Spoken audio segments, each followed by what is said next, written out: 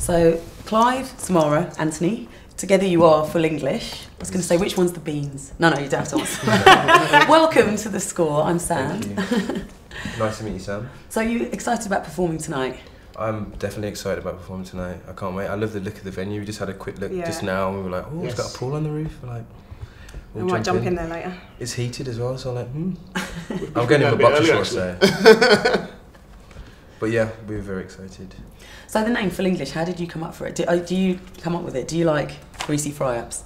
It was really weird because me and Clive used to work together basically in a retail store, which we probably can't mention the name of. Oh no, I want you to know. No, we don't want to mention it. Is it B&Q? No. Yes, Oh, it's a shop. Is it Burton's? It's a yeah, Is it Marks and Spencer's? No. You're not going to mention it, are you? Don't want to give them Is it publicity. also- I don't want to give them any. It's all yes. Good game. Yes. Okay, we can move on now. Okay, cool. So you used to work together in a retail shop. Yes. And I think we would kind of throw beats back at each other and go, oh, we Bounce make ideas, this. wouldn't it? Yeah, and we'd kind of go, oh, we should come up with a name. We should call ourselves. I remember it was really random one day. Like Clive just went Full English. Got a name for the band. Full English sounds brilliant. And we just Two like the black sound guys, of it. Full English. It's kind of the first thing. controversial in a weird kind of way, and it kind Not of. saying that we should be English. Sorry. But it's a case of No, I know what you mean there. You say Full English, you immediately think fat white guy driving a white van with anything black on the side. Exactly. So we just thought it's kind of funny to kind of throw that name in and just not be the typical thing that is. what you expect. No, I like it. It's turning it on its head. I actually did a modelling job where I was Rosie, the English Rose. So so exactly, it's the same idea. We're multicultural Britain. That's what you're encompassing. I like the idea behind it. Yeah. So you guys obviously beat Samara. Are you vocals? Yes, vocals. I joined the band about January, February time. Yeah. I can't remember how you actually started. Now. I do. Yeah. Big one, Clive. You know the story. We sold her a ticket to watch one of the gigs. That's what it was. And she didn't come. Yes, I remember now. Yeah. Because I used to work in retail as well. My store was opposite their store, so they used to come in. So all the talents in retail. No, I like it though, because there's a lot of people probably stuck in really boring jobs in shops, just dreaming their lives away. Exactly. And the difference is you guys have actually, rather than wasting that time and wishing your life away and thinking what if, you've actually needless to say, none of us work It's quite fun anymore. though. We kind of like started. We made music separately, and we actually went to like open mic nights, and basically we went with the one open mic night just for a drink, and Anthony says, "Do you go and do what?" And do what? We haven't got a guitar. We haven't got any instruments. You beatbox, I'll rap.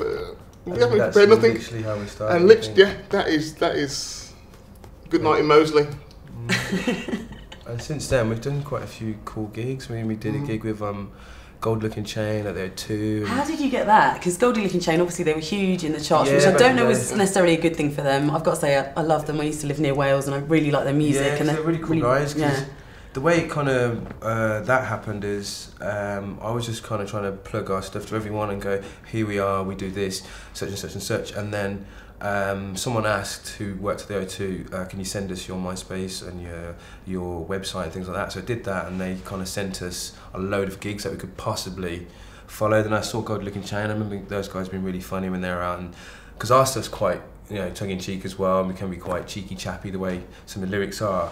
So I wrote back and says, can we support these guys really badly? We want to support them because I think it would be a great show. And they wrote straight back saying, can you, I think it was in December, was it, I think? Anyway, they said, yeah, come down, and we did the gig, and it was absolutely amazing, and we got on with the old Gold Looking Chain guys, really. It was fun, that wasn't it? But Samara wasn't there then, so... No. And was this at the O2? That was at the O2. Yeah. That must have been insane. Oh, it was amazing. No, that was like the second gig, third gig, was it? Yeah, because our first one was with Scarlet Harlots. Going to mention them because they're really good friends of ours. They got us our first gig within Birmingham because we're all from Birmingham, as you probably can tell from my accents. But that was insane as well. So like they gave us our first gig at the Rainbow, and that's still my best gig, even though we've done O2 and things like that. That was our best gig because Where's the Rainbow? It's in Digbeth within Birmingham if you've ever been, and it's a really cool, everyone who kind of into that scene of kind of quirky music stuff, like they play stuff from Major Lazer to reggae, and they kind of mix it up, so it's a really cool venue and a cool place to do a gig. So big up to Scarlet Harlots for For me, that was the best gig though, for the simple fact. for our first gig, we didn't know what to expect. And literally from when we hit the computer, all the kids that were there were just bouncing. We're like, someone was crowd surfing. We were like, oh we were expecting to stand there. No, we were expecting to stand there with mics and just get on with it and do our thing, right? But they just went, and that was best because they give us the energy back, and that's the biggest. Did you get like sort of hairs coming up on the back of your neck when you suddenly realise like, people are liking our music? Come off stage, absolutely drenched. I began to think they think we're someone else because the response is too great. I'm going to wake up in a minute. Yeah, I thought they thought, hang on. I had to turn around and see if Jay-Z was behind us.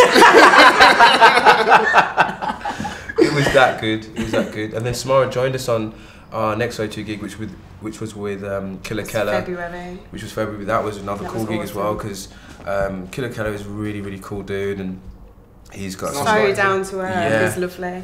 So that was another gig, and then we're just doing small gigs here and there, and then we're back again in London because I've moved down here from Birmingham to kind of push full English and get us gigs down here, and this is probably one of our first really big gigs we've been excited to kind of get on top of and perform, so we're looking forward to it.